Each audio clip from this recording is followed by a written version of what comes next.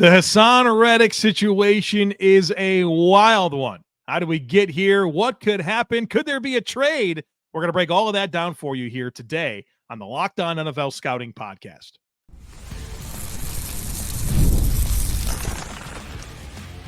You are Locked On NFL Scouting with the Draft Dudes, your daily podcast for NFL and college football scouting.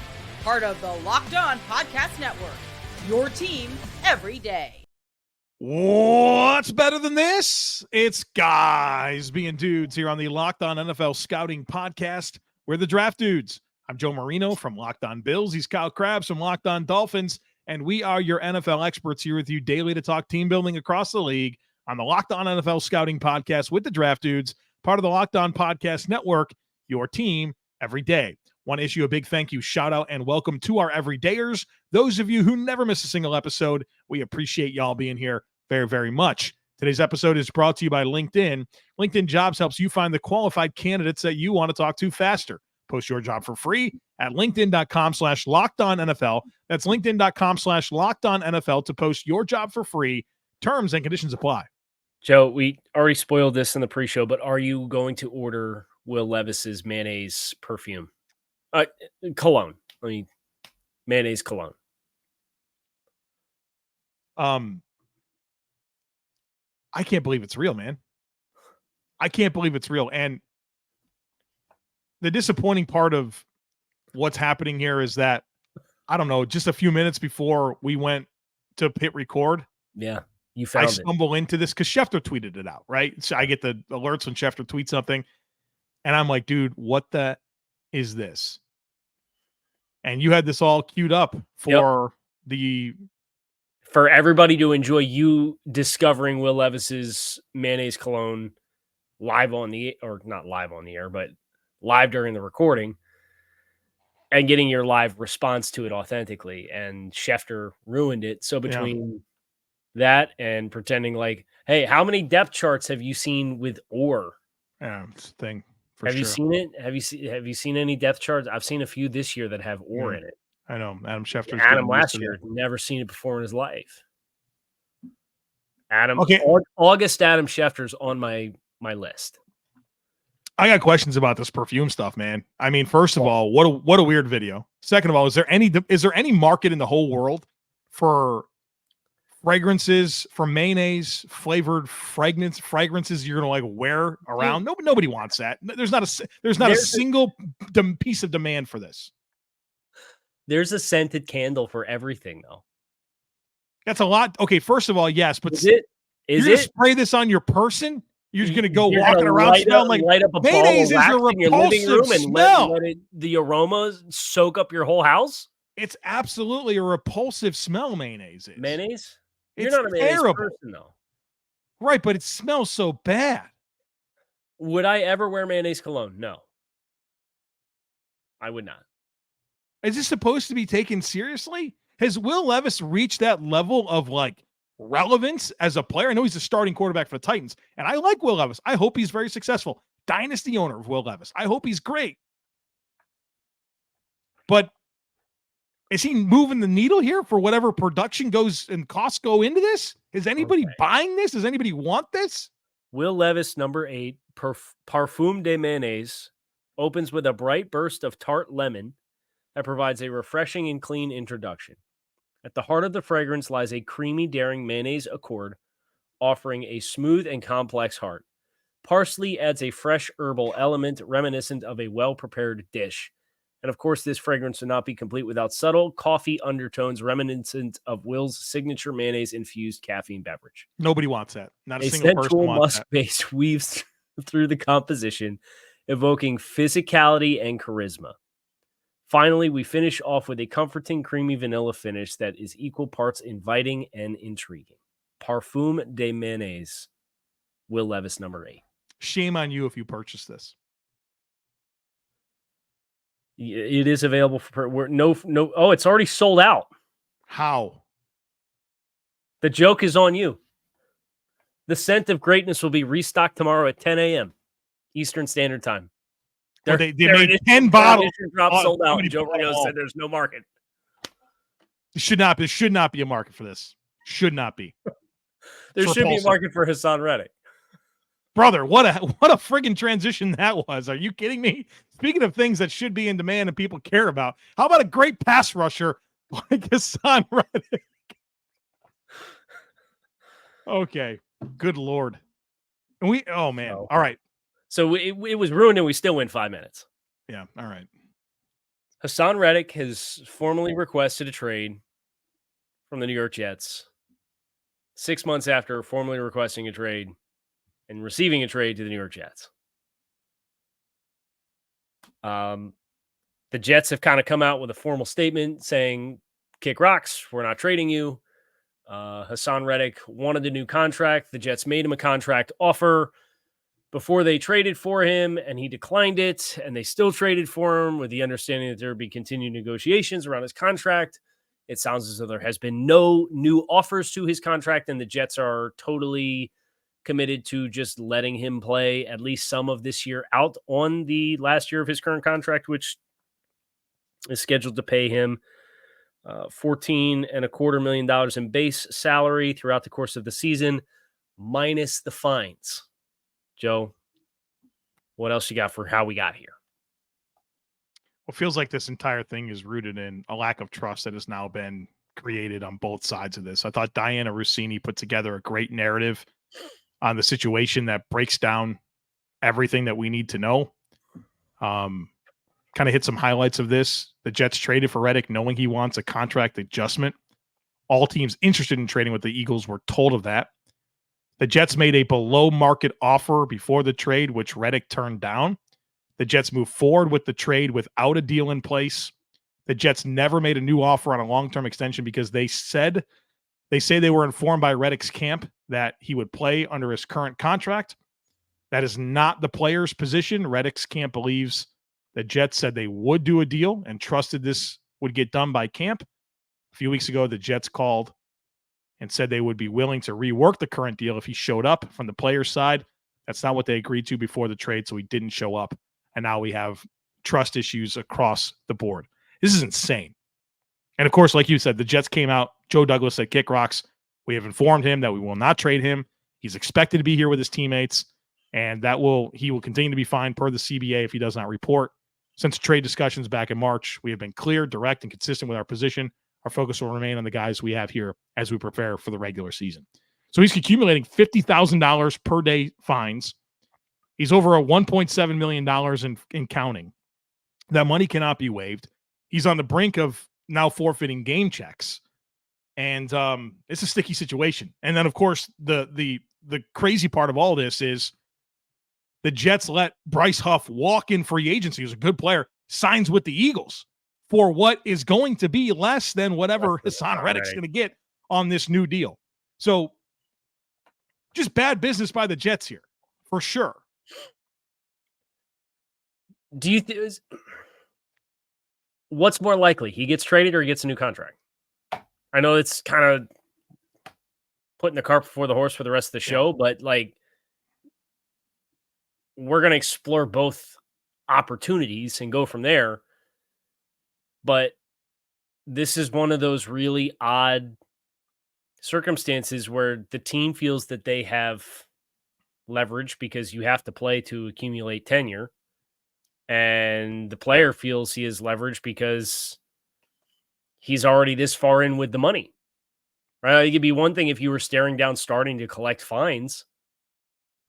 He's already almost $2 million in fines. Like, I think he kind of knows. His heels are dug in. Yes. Yeah. People want to compare this to the Chris Jones situation last year with the Chiefs, and I think there are some parallels. However, Chris Jones had a long-tenured run with the Kansas City Chiefs, and you know what's ahead of you with the Kansas City Chiefs. It's not the same conversation. I think some of the dynamics are similar. Haason Reddick's never stepped foot in the building. He was traded for. And apparently that was a part of the reason why the Jets didn't want to pay him, because they have other guys that are getting ready to get paid, and they didn't want to have Haason come in without ever playing for and contributing to the team and jump the line and get paid first. Everybody's worried about the messaging of that for the locker room as compared to the messaging of what your workplace culture is going to be like now. assuming Haason begrudgingly shows up without a new deal. Guys in the locker room want to win football games. That's what they want to do. Mike Williams and Tyron Smith, those guys went there because they want to win football games with Aaron Rodgers. Haason Reddick's going to help you do that. Figure it out if you're the Jets. Get that guy in your building. But everyone's heels are dug in. Both sides of this equation. And it feels like, to me, the best thing is for everybody to move on and for the Jets to trade Haason Reddick and give him a chance to be somewhere where you think he should be moved. Yeah. What's the path forward here? Pay him his contract. Pay his contract, and I mean, does everybody moves on like all of this didn't happen? Doesn't that feel like the more likely potential outcome for the parties involved here? Well, I think if the Jets' heels are dug in, and Haason Reddick's choice is to just continue to get fined and forfeit game checks, yeah, eventually he's got to show up. So the Jets certainly have that leverage. But come on, man, that's bad business. Yeah.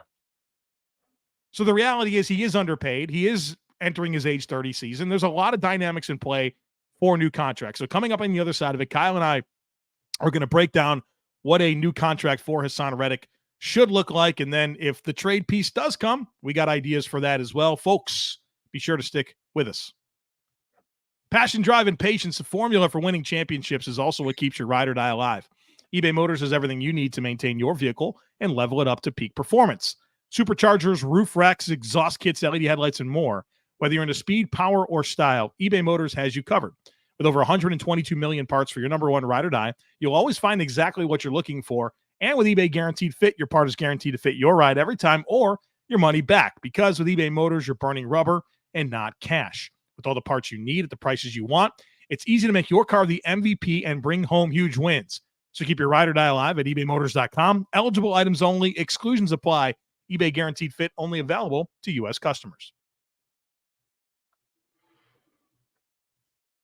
Kyle, if I wake up tomorrow and Patrick Mahomes has a ketchup perfume, brother,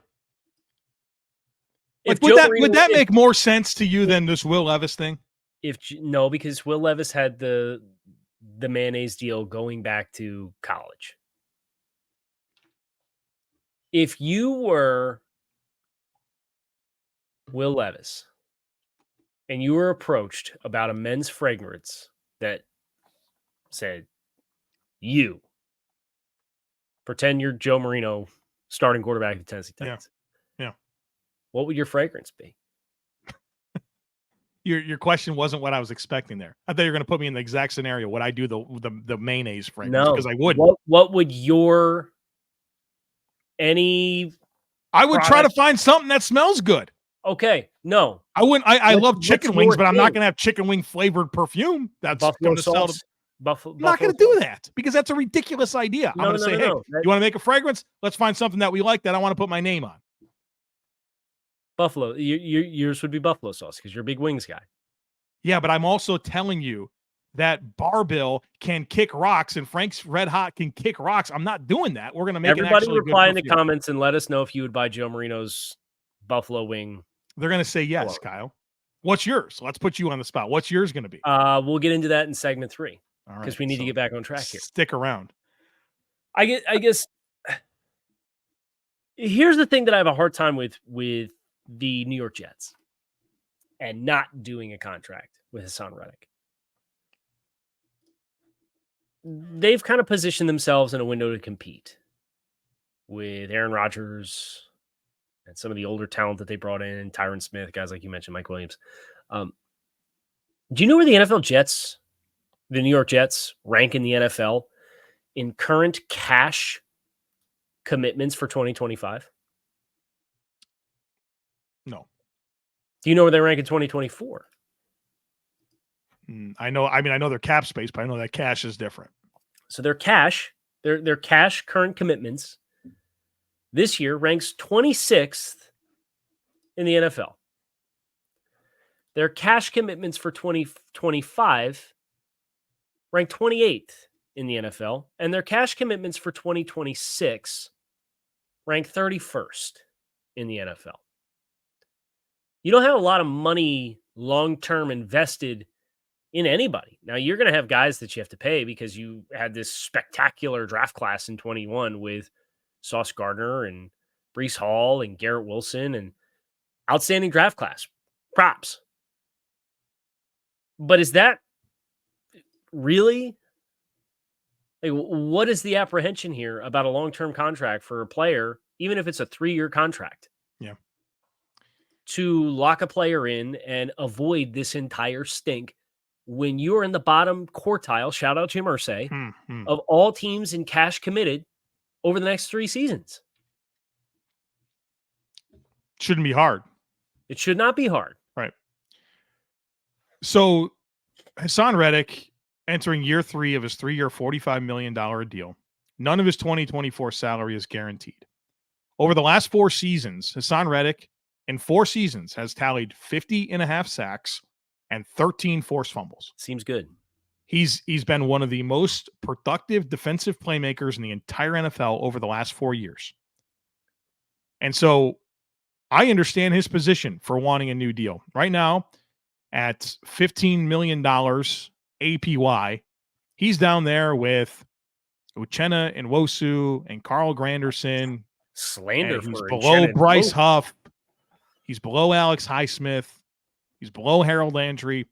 Meanwhile, Brian Burns just got a new contract, and I understand he's a younger player, but he's at $28.2 million APY. The top of the market's Nick Bosa at 34. Brian Burns is also collecting $43.5 million in cash, total cash this year. Josh Allen signed a new contract as well. He's getting 35. It's Joshua Hines Allen, Kyle. Joshua Hines Allen. Thank you. Yeah. So 35 and 43.5. And you're Haason Reddick looking, this might be my last big contract. I'm just going to sit here and play this year for 14. Right. Kind of get it from Reddick's side. Some of the reports out there is that he wants a deal that pays him north of $25 million a season, which I think is probably the right place to start that conversation. 3 years, $75 million. And no fluff, right? The nice thing about the fluff contracts is it's guys coming off rookie contracts where they have several years of player control already left. And then you do a contract extension over top of that. I'm going to keep talking and assume Joe, if you're watching on YouTube, I'm going to assume Joe comes back to us. He just disappeared.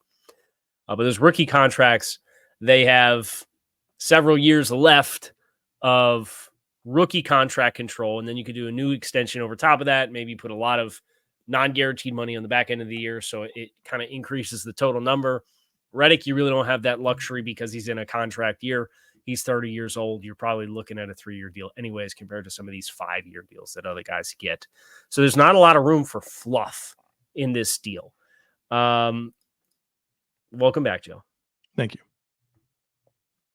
How about the deal that Danielle Hunter signed? It's a good one to invoke. Because he just signed with Houston this is his age 30 season. He'll be 30 in October, the day before Halloween. And got 2 years for $49 million with $48 million in guaranteed money. So almost a fully guaranteed contract for Danielle Hunter as a player that's kind of in the same age range, putting you in a certain stratosphere. And Haason Reddick doesn't have some of the injury stuff that Danielle Hunter has had throughout the course of his 20s. So you're looking at, like you said, 98% of that deal for Danielle Hunter is guaranteed. So is it, 3 years, $75 million, and whatever 98% of that is guaranteed. That's probably what he wants. And the Jets. And if you're going to do a 3-year deal, maybe you only guarantee the first 2 years of it, but you're talking about doubling his pay this year and getting a whole other year of guaranteed money. Gets it done. I think if you did 2 years guaranteed, if you did $50 million guaranteed on a $75 million deal across 3 seasons, I think you'd be happy with that. That'd be 75% of it's guaranteed. No. That's healthy. No. 50 divided by 75 is 67%. Not a math guy. Not a math guy. That was crazy for me to try that. But that would put him in a reasonable place. That's on par with other deals. Mm-hmm. So that's the path forward. Like, do that or don't do that.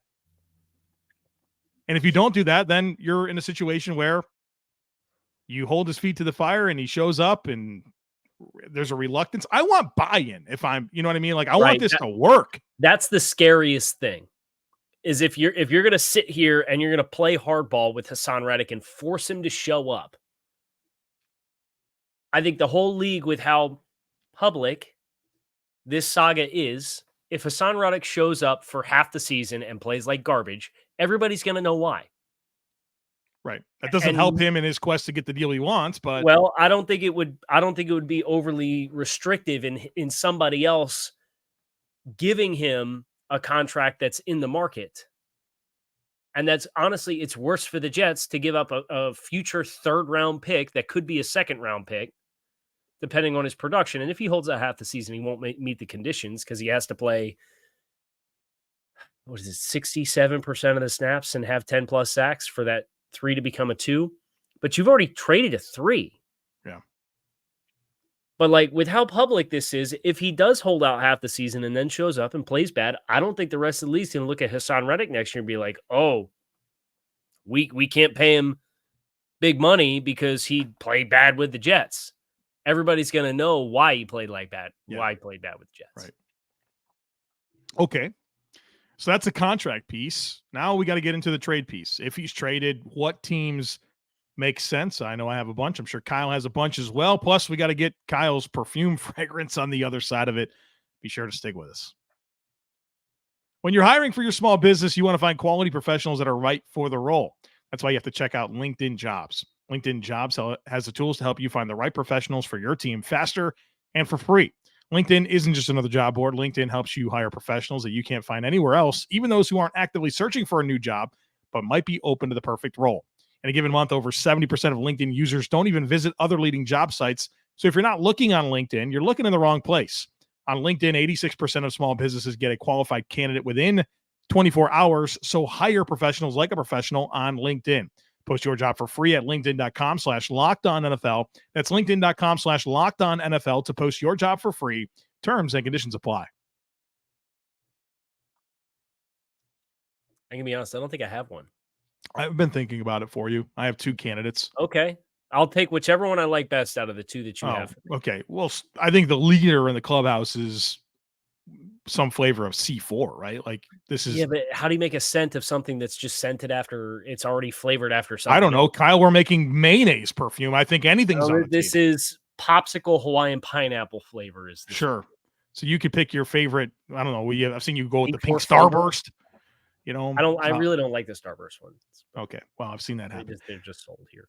The other one, I'm trying to think of things that I associate with you that I commonly see you eat. I feel like the other thing is beef jerky. I feel like that's a big part of what's going on. A lot of shrimp, Caesar salads, you know? What's funny is I don't even really like beef jerky, but you see me eat beef jerky when we travel. Yeah. Because it's a high protein, like a lean, high protein option to eat. I couldn't tell you the last time I had beef jerky. Well, the last time you and I were traveling, I'm sure you had 3 or 4 bags of it. Probably it. Why doesn't everybody tell me what they think my flavor should be?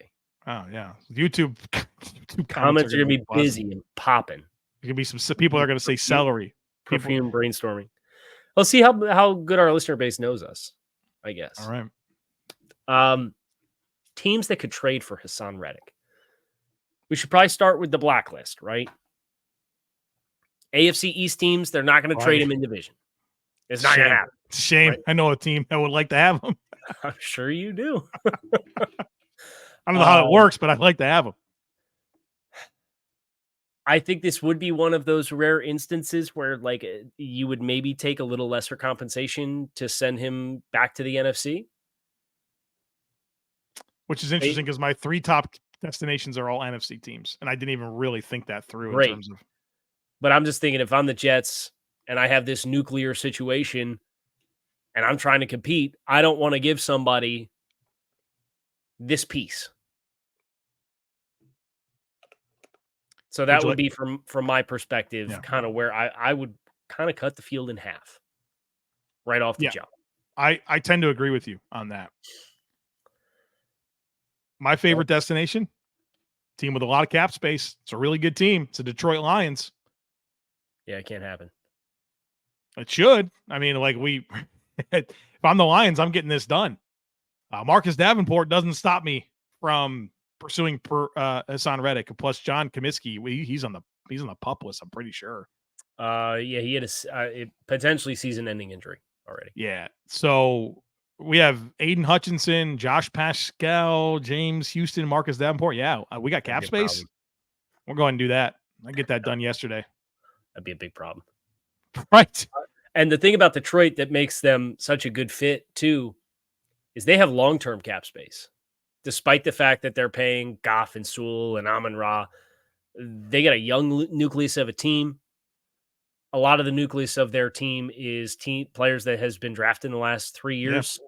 By the time that they pay those players and their big hits come, Haason Reddick going to be washed out of the system. I do it. If I'm Brad Holmes and getting that deal done, what's it going to cost you? A 4th-round pick?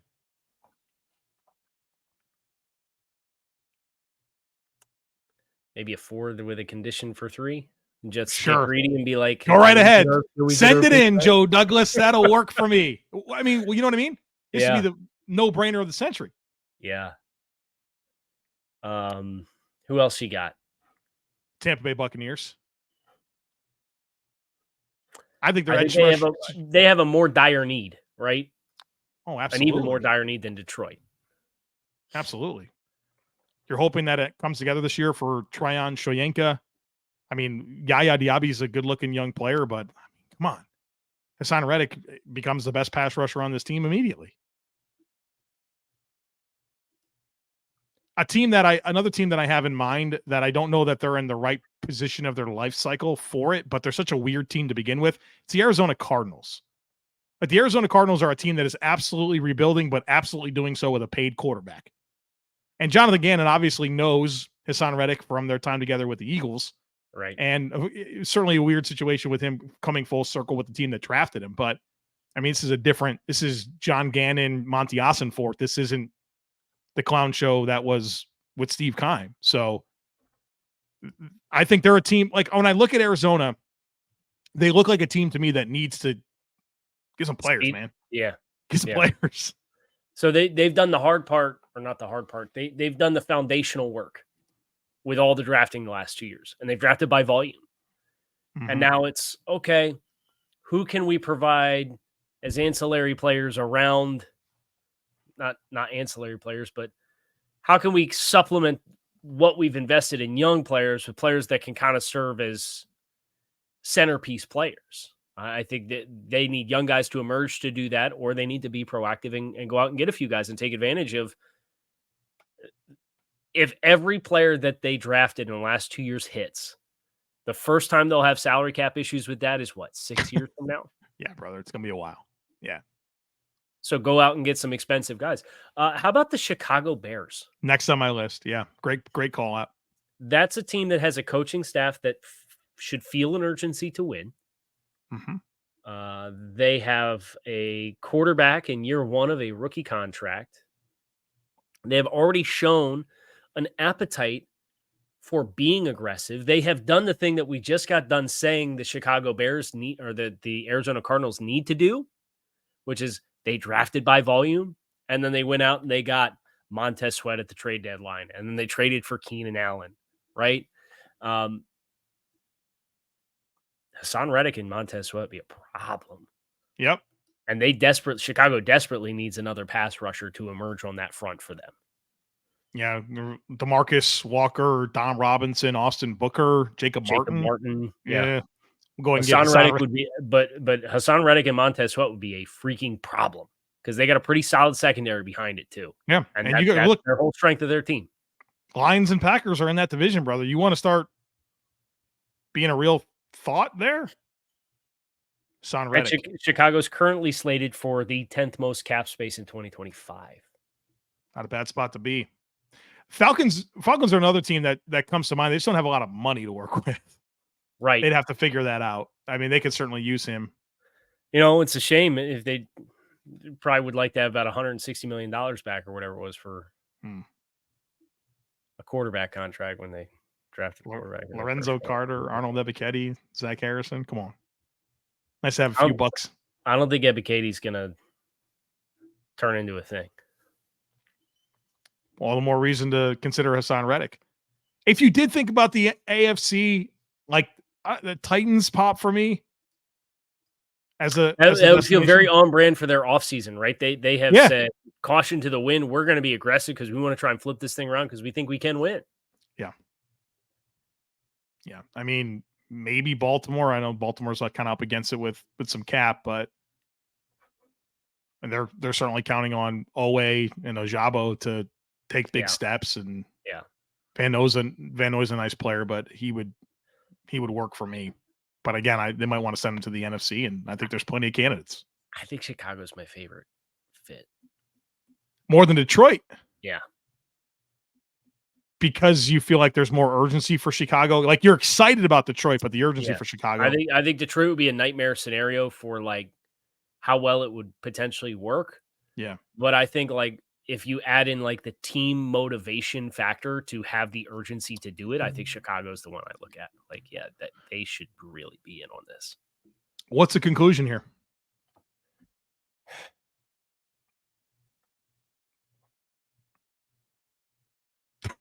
I kind of want to lean into, despite how messy it is, I think something is resolved for Haason to play for the Jets this season. I think the Jets should, based on when you parlay it with the Bryce Huff decision, they should be motivated to figure out a way to make this work. I agree with that. And they've got some good horses up front. But if you tell me the Jets all of a sudden don't have Bryce Huff, they don't have Haason Reddick, they lost John Franklin Myers as a part of this parlay. Yeah. That's a lot of pressure on Will McDonald to be a hit. Yeah. And Jermaine Johnson's a good-looking young player. And they would be fine with Jermaine Johnson up front. Yeah. But they rotate guys like crazy. Yeah.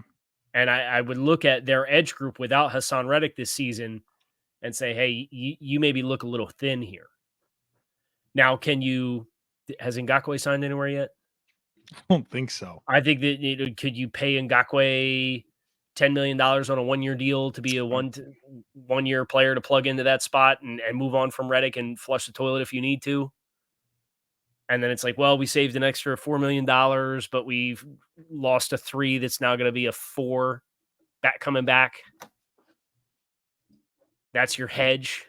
Yeah. I don't think it gets resolved that quickly though.